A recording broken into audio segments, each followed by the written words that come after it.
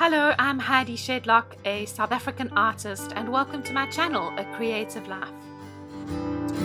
I am on my way to the airport to fetch my husband and art supplies. He has been in London on work, and if you watched one of my previous videos about purchasing art supplies from Blick, you'll know that I like to purchase art supplies whenever I know that I've got family members that are going overseas and then coming back to South Africa. Very often it works out a whole lot cheaper, and I'll show you what I mean in today's vlog. But for now, I'm so excited. Not only have I missed Andrew, he's been away, not for too long, but I've missed him, and it'll be lovely to have him home. And of course, I can't wait to see the art supplies that I ordered. So, off to the airport.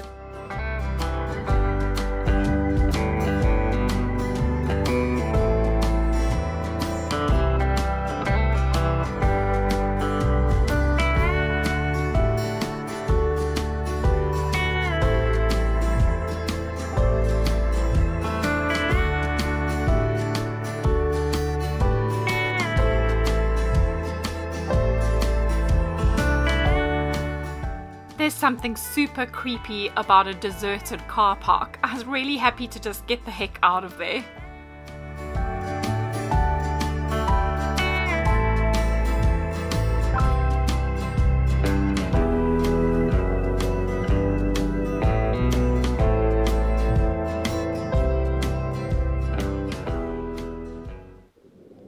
Finally, he's home, and he's also bringing art supplies.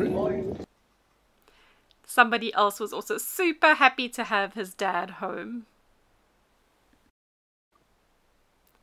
And just as excited as his mum to see what was in the box that Dad had bought back for us. But unfortunately for him, it wasn't any doggy treats, it was treats for Mum.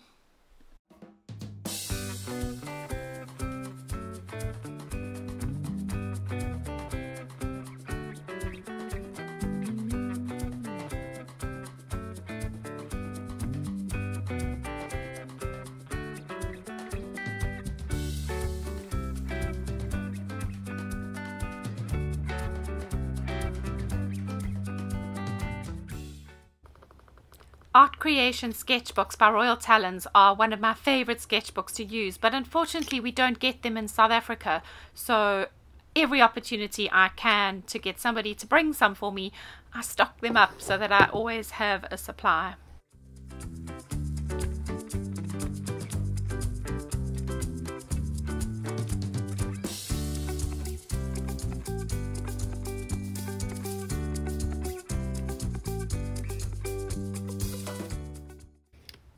It is also so hard to find oil sticks in South Africa, not oil pastels, good old proper oil sticks. They're near impossible to find as well. So this is another thing that is always on my list.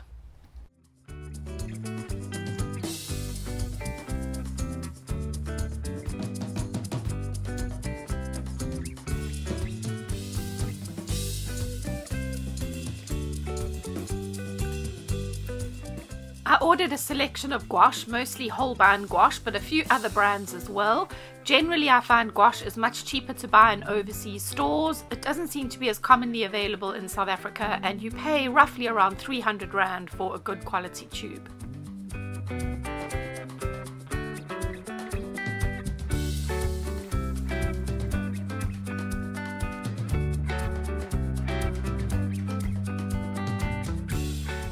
A small selection of Neocolor 1s, not Neocolor 2s, Neocolor 1s this time round, and I'll explain to you now why I want to use Neocolor 1s, and last of all just a few more tubes of gouache.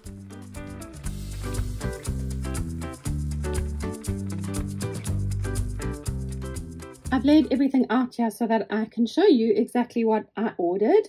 Maybe you would like to see some of the colors that I ordered, show them to you in a minute.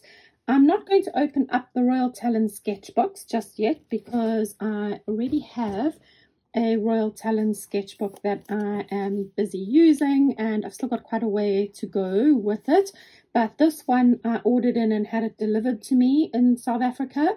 They are, without a doubt, my favorite sketchbooks to use. They have an off-white page, which may not suit you if you prefer working on a white page, but I actually prefer an off-white page, so that when I'm bringing in highlights that are white or cold, like for example here, I can bring in blues and other colors for highlights. So I actually like working on a cream surface. If you are an illustrator who scans your pages, maybe that won't suit you, but the texture of the paper, it's actually what is it, it's 140 GMS, so that would be 94 pounds, I think it says, but it actually feels a lot thicker, and it has a great amount of size on the page, which means that it can hold quite a bit of liquid without actually going through the page.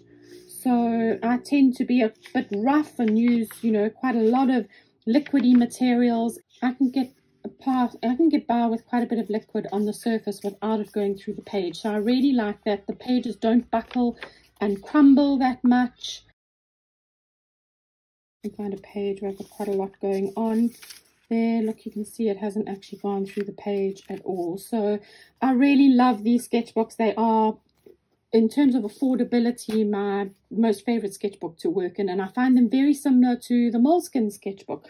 So I have ordered in 2 extra ones to keep, because the last time I ordered this one, I obviously had to pay to have it shipped to South Africa. So while my husband was there, just to give you an idea, these cost around between £5 and £6, which works out to about 100 and something rand, which honestly, a Moleskine sketchbook, I actually saw one yesterday, it's about 600 rand, so a big saving.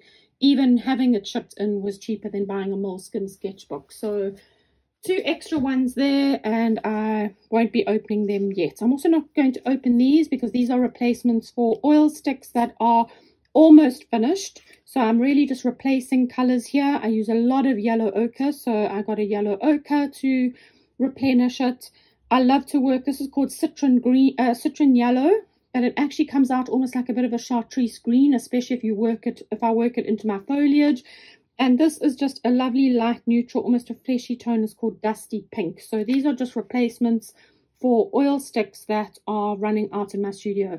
It is so hard to find oil sticks in South Africa. You can't find oil sticks in South Africa very easily. So I always order in oil sticks if I know that somebody is coming to South Africa. So those are just replacements for things that are running out. And now I have ordered myself a set of carand'ache Neocolor 1. Now, in a previous video, I shared with you my loot that I got, my art haul that I got from Blick in the USA, and I shared my Neocolor 2s with you. I have loved using them so much that I decided to get myself just a few colors of Neocolor 1. Now, the difference between Neocolor 2 and Neocolor 1 is that one is water soluble and one isn't. And you may wonder, why on earth would I bother to do that? Well, sometimes when I'm working with wet materials, I really do like to be able to, you know, draw in details and it not bleed into the wet surface. I also like to actually draw, often with a colored pen, pencil, like a colored pencil, you know, do an initial drawing. And I love to be able to do that with these crayons as well. But unfortunately, if your surface is wet, then it's not great because the Neopastel 2s will dissolve. So I love the Neopastel 2s. I decided to invest in some Neopastel 1s so that I could use them for drawing and not worry about them bleeding. So these would resist any water materials, a bit like a normal wax crayon would do. So I just got some simple colors here. I'll show you. This is a Payne's Grey. Can you see? I'll just show you the colors. This is a Payne's Grey. I love using Payne's Grey. It's a lovely neutral dark color to get down. I then got a burnt sienna in lieu of a brown, but it is quite a, the burnt sienna is quite a deep tone. It's quite a deep brown. Actually, let me move you down a little bit closer.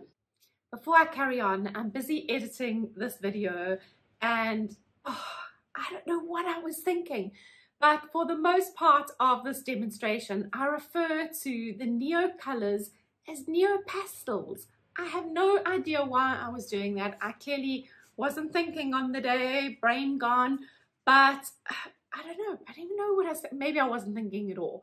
But these are Neopastels. They are the oil pastels by carand'ache, and Neocolors are the crayons that I'm demonstrating today. You get two kinds of Neocolors. You get a Neocolor 1, which is a water resistant crayon, and you get Neocolor 2s, which are the dissolvable water soluble ones that I've already done a video on already. Today I'm showing you the Neocolor 1s that I ordered in, and for some reason I keep referring to the Neocolors as Neopastels, which are something completely different. The Neopastels are good old oil pastels, and these are Neocolors. I don't know why I was calling the Neocolors Neopastels the whole way through this video, so I apologize, but I'm not refilming. There you go. Now you can see the colors a little bit easier. The Payne's Grey, the Burnt Sienna. Is this Burnt Sienna? Yes, Burnt Sienna. You can see it's almost like a burnt umber actually, but it is a bit warmer. And then I got an olivey green. I didn't want any of the bright greens. I tried to look at the Neopastel 2 colors that I love using, and I use this olive green a lot in my Neopastel 2s. I love the ultramarine, so the ultramarine is a great one. I also love to just draw with the ultramarine and then work onto the surface. I also use this turquoise. Is this a turquoise? Yes, turquoise blue. I use the turquoise blue often, working back into my foliage for highlights. I got a light pink because, well, you all know how I love pink. And then a yellow ochre. I use yellow ochre so often. It's such a beautiful, versatile color. You can see the colors that I got are not really bright. And then this is it geranium? No, it was vermilion. This one is vermilion because I thought I would get a nice orangey red. And then I got two lights that I can use for highlights. This gray is a lovely color. It is called light gray, and it's beautiful to use as a highlight over something or in the sky. And then of course I got white, which I use the white all the time. I actually should have bought two whites. I always order in an extra white with the Neopastel 2s, and honestly I use them so often. So I really wanted a white that I could also use that wouldn't necessarily dissolve if I now work over somewhere, you know, put another layer and work some wet materials. So I tried to just get a bit of a range with some greens, some blues, some yellows. I don't really tend to use the bright colors that much, so I tried to find a palette of colors that I know will be useful to me. And maybe I can add to them at another stage, but I thought just a few Neocolor 1s that are not water soluble. So actually, let me just show you here. Can you see here if I blend over it with my water brush? It's just wetting the paper. It's not actually wetting the Neopastel. Let me show you a Neopastel 2. So here's a Neopastel 2. And if I go over the Neopastel 2, you can see the Neopastel 2 will dissolve like a watercolor. So that is the difference between Neopastel 1 and Neopastel 2. One is water soluble, one is not. The color selection that I got for the gouache was really just to supplement some of the colors of gouache that I already have. So I went for a nice warm gray. I got in another raw umber because my raw umber is running out. I got a nice selection of pinks here. I'm going to quickly test them because I am hoping that all three of these pinks are slightly different. They will be great for use in my floral work. Sometimes it's really nice to have a softer, gentler color, or to be able to color mix with a pink. So if you're making a very soft lilac or mauve color, to not actually start with the red, but to start mixing with the pink. So I'm hoping these will be 3 different ranges. And then I got some more blue tones, especially for skies. I'm really looking forward to seeing this one. It is called Myosatis Blue. Oh my goodness. Can you see that? Is it focusing on it? Myosatis. I'm definitely going to butcher these names. And then there is another lovely gray here, and I have no idea how you say that either. It is Riku gray. I have no idea. But I'm going to show you these colors right now. I'll open them and just do a quick little tester so you can see, so that if it's colors maybe you would like to add to your collection. And then I got a Naples yellow. Again, this is just to replace a Naples yellow of mine that is almost running out. And then I got 2 greens. Now I'm always looking for more of the mossy green, a bit like this crayon here, like the Neocolor crayon. I much prefer a dirty green. I love to have a more sort of dirty olivey green, and I can always pick it up with some yellows or other tones if I want to, but I love to find some more sort of dirty greens rather than your typical grass green. So I'm hoping that this is going, these two, should I tell you what they are? One is elm green and the other is moss green. I'm hoping that they're not too similar, but anyway, we'll have to see. They look pretty similar, don't they? I wonder if I've done the wrong thing. Anyway, we'll soon see. I'm going to do a little swatch of them and let's see what colors they are, and hopefully I've broadened my selection of greens. So I'm going to do something really naughty here. I am going to just open up the tubes and dip my brush into the tubes just to test them out. I'm not going to squeeze out little bits of these onto a palette, although these are all traditional gouache, so they should reconstitute with water if they are dry. But I'm not going to squeeze out little blobs on palettes right now. I just want to really test the colors. And I forgot to tell you what brands these all are. These ones here are all the Holbein brand. Holbein, it is a Japanese brand of paint.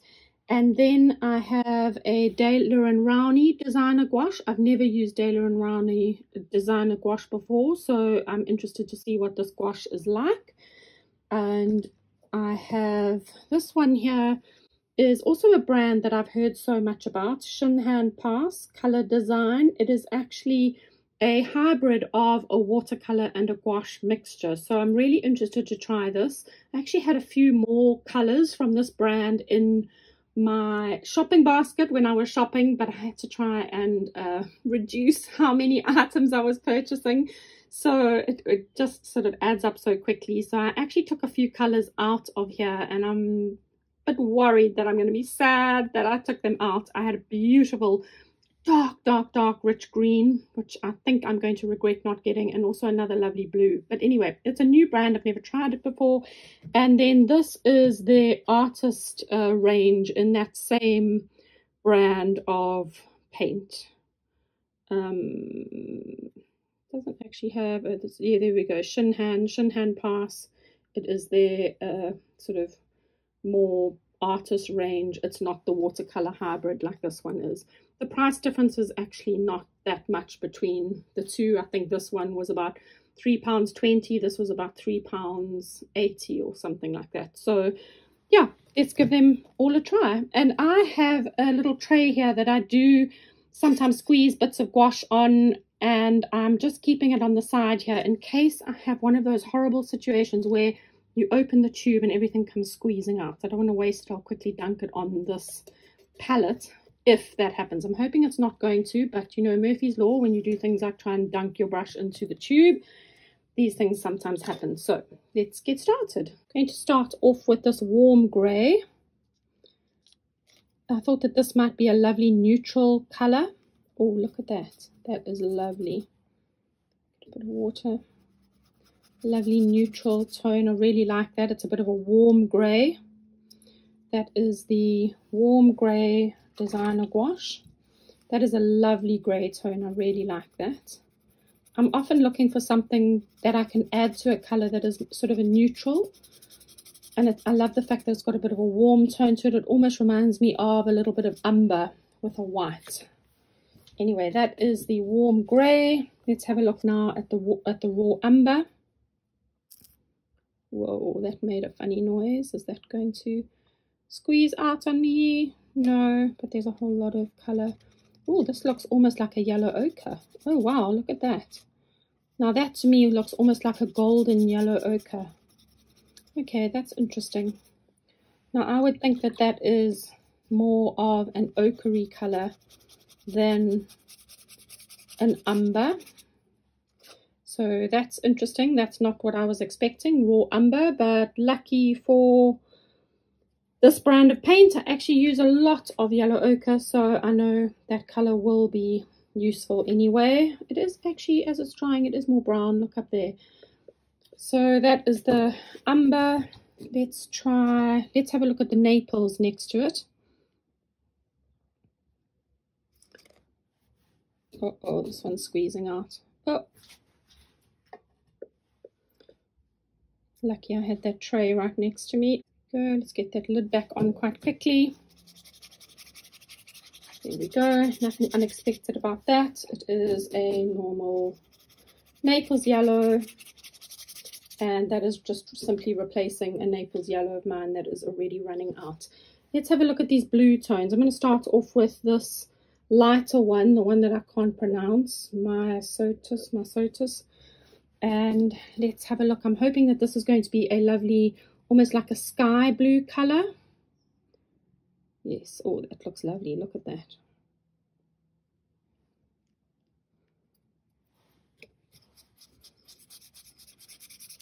Beautiful blue color. Very, very, very happy with that. And definitely a color that I will use. Now let's go on to the ash blue. Now I actually came across the ash blue more because I wanted the ash green. The ash green is like a bit of a sage color, and I desperately wanted to get ash green, and of course Murphy's Law, they were out of stock of ash green, and they were only getting more stock at the end of May, so I couldn't get the ash green. But then I came across the ash blue and thought, well, let's give it a try. It looks almost like a bit of a gray blue. Oh my goodness, it's coming out the tube. Oh, look at that. That is a bit like a Payne's grey with some white added to it, a lovely blue undertone. Gorgeous. Imagine that for a nice sort of stormy sky. Okay, that's lovely. I'm very happy with that color. And this grey was a beautiful grey, but it had more of a green undertone, or it seemed to. So, oops. Where did that lid roll off to now? Here we go. Oh, that almost reminds me of putty, like a putty grey. Oh, that's lovely. That's got a beautiful green undertone to the grey. So I'm very happy with these two neutrals, because in actual fact one is almost a cold greeny undertone, the other one is more of a sort of purple grey undertone. So a warm grey and a cool grey. Very, very happy with that selection. Now the big test is, what do you think I did with these greens? Do you think that these greens are all going to be the same? Gosh, I hope not. Let's try the, which one is this? The elm green. Let's try the elm green first. So the only one that surprised me at the moment is that umber. I wasn't expecting it to quite be so yellowy. Oh, this is all squeezing out. Let me get a little bit quickly. This is the elm green. Get the lid on. Oh, a lovely, almost like a yellowy green. That is gorgeous. That is just the color green I was looking for. A lovely sort of a dirty green, but more on the yellowy side. Let's have a look now at the, what was this, moss green? Yes, moss green. And have I gone and got two greens? Oh goodness, this is all squeezing out. I've gone and got two greens that are very similar. They look very similar. Oh goodness. Yep, pretty similar. Oh dear. Although actually I think that this one is more yellow. That one looks a little bit more yellow. Whoa, they look pretty similar to me. Okay. It's really hard to choose colors when you are looking at color swatches, because they sometimes look so different in color swatches. If I hold this up a little bit closer, you can actually see the difference. Can you? Can't you? This one seems a little bit colder than that one. This one seems more yellowy. Anyway, I'll have to see when they dry, but I think I might have got two greens that are too similar for me. Anyway, let's see if I have better luck with the pinks. Do you think that I've got three pinks that are different?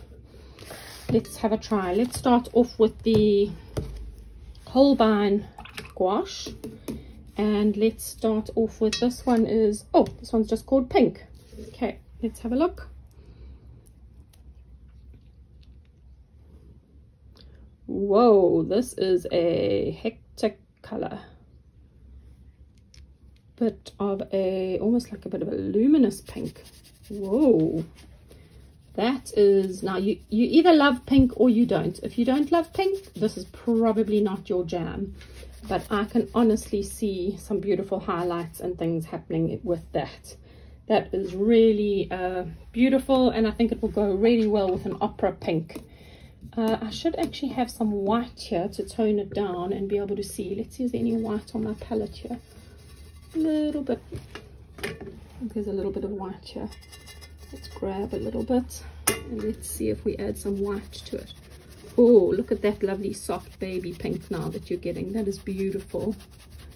That is gorgeous, absolutely gorgeous. And I think some of that mixed with the Naples yellow will be great as well. Should we give it a little try?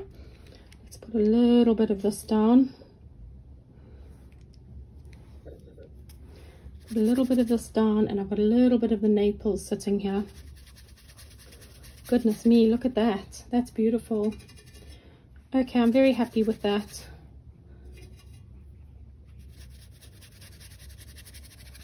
Okay, so that is pink. Can't get more pink than that, right?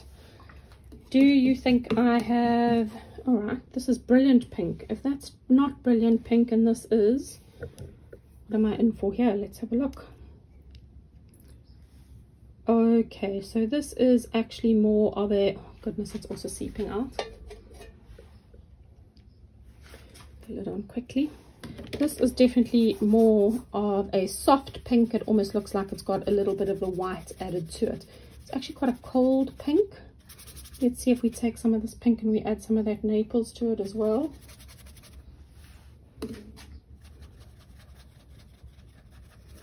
Grab a little bit of that white. Okay. A lot colder, almost more purple in color. Now I'm hoping, I think that this is more a pink that is more on the peachy side. If the color charts serve me well. Let's have a look. Yes, I think that this is more of a peachy tone, and this is called Shell Pink. Shell Pink. Yep, and this is more of a peachy pink tone, very different to the other pinks. So I'm quite happy with the pinks that I've got here. I definitely have got a different range of pink tones. Let's, a little bit of this Naples. I'm always fascinated to see what this Naples will do. It'll almost make like a bit of a bright orangey color. And I definitely have managed to get a range of different pinks in this selection, which I'm quite happy about. I was worried that, you know, when you buy 3 tones of one color, you always sort of stand a chance of, like I've done with the greens here. Although as this is drying, I can actually see, can you see how this one is definitely more yellowy? This one is actually deeper. Now that they're drying, I think I actually really like them. Let's go over them with a little bit of the white and see the white crayon. Okay, it's not dry, so it's not going to work. And I'm just going to make a hole in my page. But actually, let's take some of the white that is on the paint here, the gouache. Let's take a little bit of this white, and let's see if we add a little bit of white to this, how different the color is.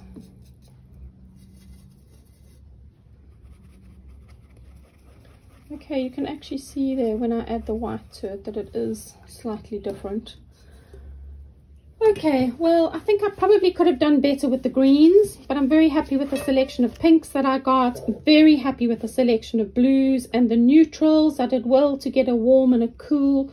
As I say, the Naples was a replacement, and the umber, I definitely think I'm happy with that color. So all in all, pretty happy with the selection of things that I got. Thanks for joining me. I hope that maybe if you are looking to invest in some colors, that maybe seeing some of these colors or seeing some of the names of the colors, if you've seen a color here I'm just minding the water out the way before I actually spill it, because you know Murphy's Law. So if you have seen a color here that I have shared today and you think that it is a color that you would maybe like to use and you can't remember what on earth it was, then just drop me a message and I will gladly share the name or at least the number of the color that I have used. So there we go, all of the colors. Thanks for joining me. And just as a side note, I went back to check the greens when they were dry, and there is a distinct difference. The Ilm, I think, is slightly more on the yellow side, but I think I messed up a bit with the greens.